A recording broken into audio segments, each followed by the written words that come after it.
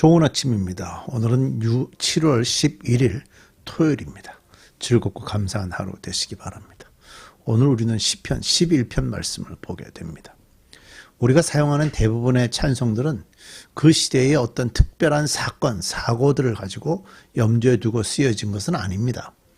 저자들은 대개가 그리스도인이 처해 있던 몇 가지 상황들을 배경으로 썼는데요. 그래서 찬송가를 편집하는 분들이 거기다 찬양이라고 쓰기도 하고 고난이라고 쓰기도 하고 부활이라고 쓰기도 하고 이런 식으로 믿음 이렇게 쓰기도 하고, 그래서 각 찬송에 해당하는 제목으로 이렇게 배열해서 분류를 해놨죠.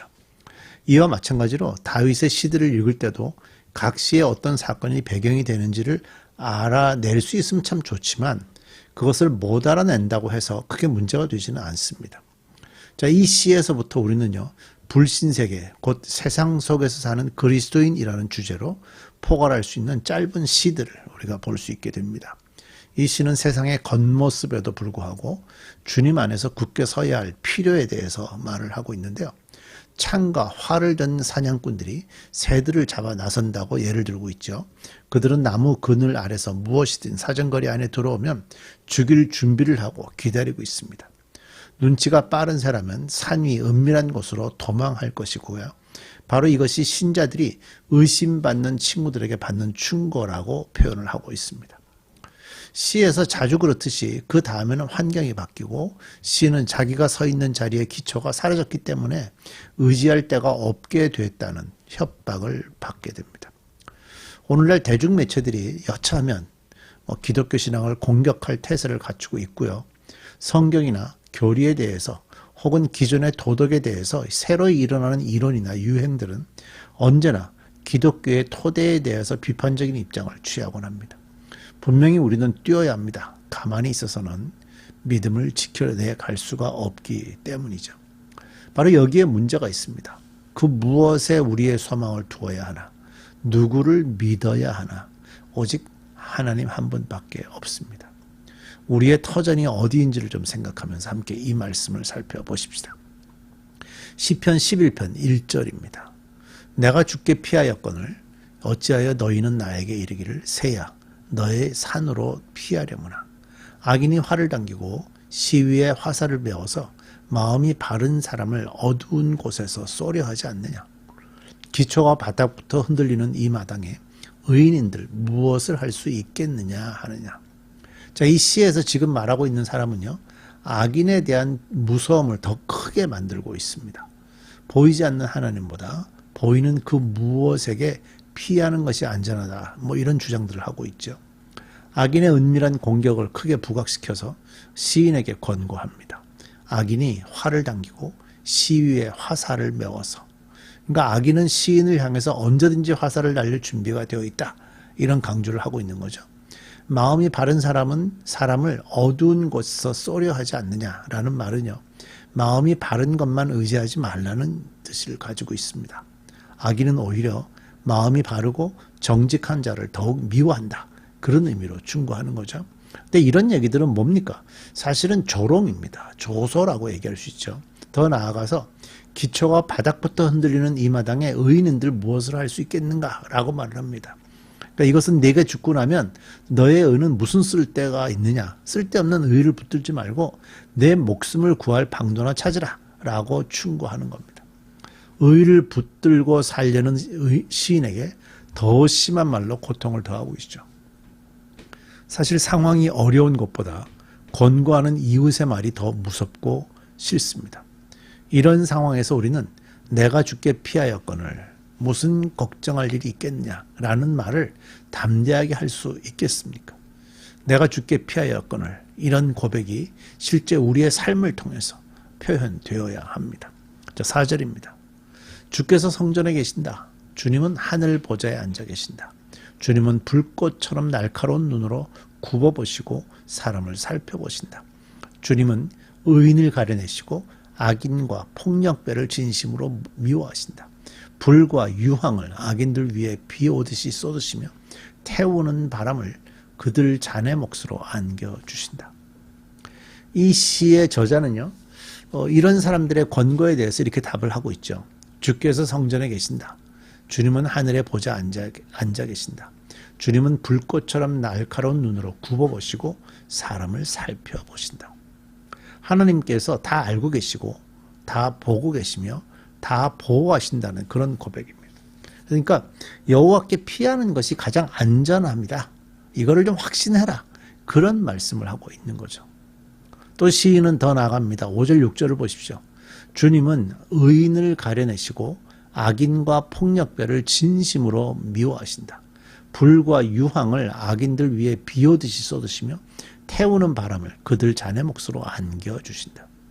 여호와께서 살아계시다는 것, 의인과 악인을 알고 계시다는 것, 의인을 보호하신다는 것, 악인을 심판하신다는 것을 온전히 경험하며 살고 있다는 것을 시인은 드러내고 있는 거죠.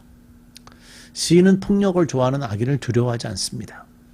이것은 평소에 시인이 하나님의 살아계심을 얼마나 철저히 경험하고 살아왔는지를 대변해 줍니다.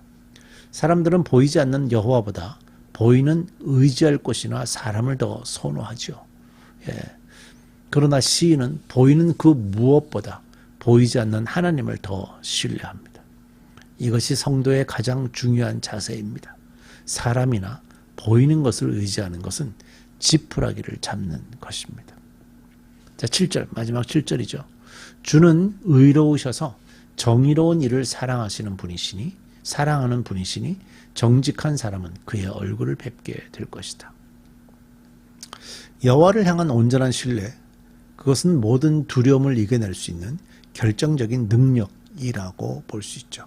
이사야 2장 22절에 이런 말씀이 있잖아요. 너희는 인생을 의지하지 말라. 그의 호흡은 코에 있나니 새말 가치가 어디에 있느냐.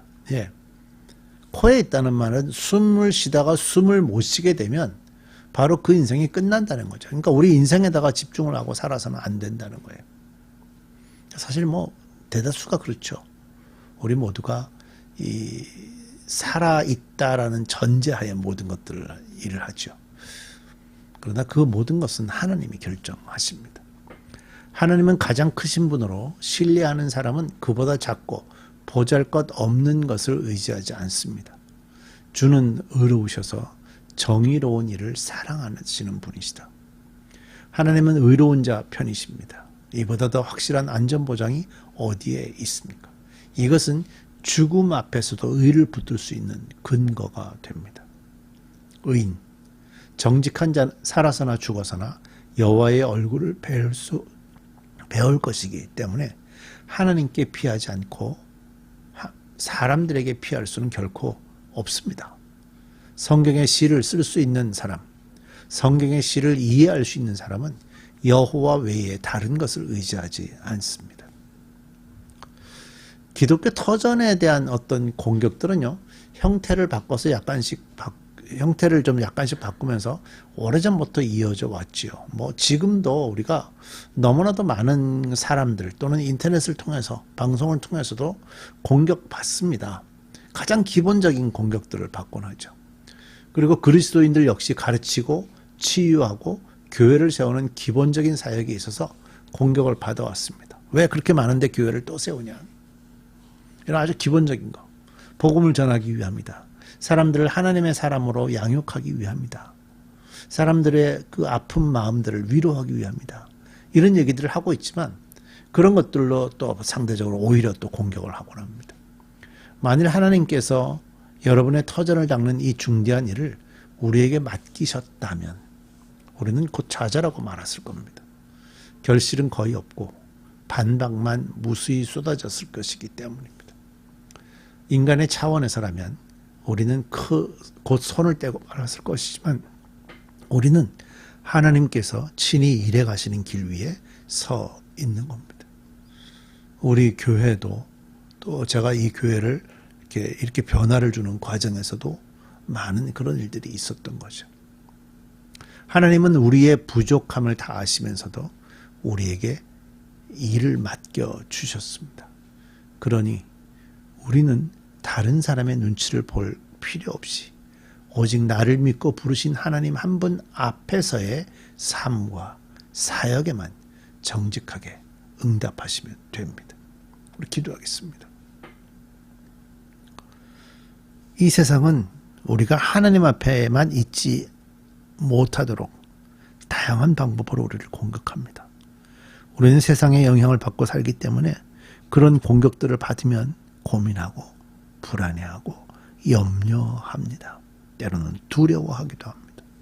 그러나 하나님, 우리의 삶의 모든 것들을 책임지시는 하나님, 우리의 삶의 모든 것들을 공급하시는 하나님, 우리가 그 하나님 앞에만 있게 하시고 다른 어떤 환경과 어떤 공격에도 믿음으로 하나님 앞에 서 있는 저희들 되게 해 주옵소서.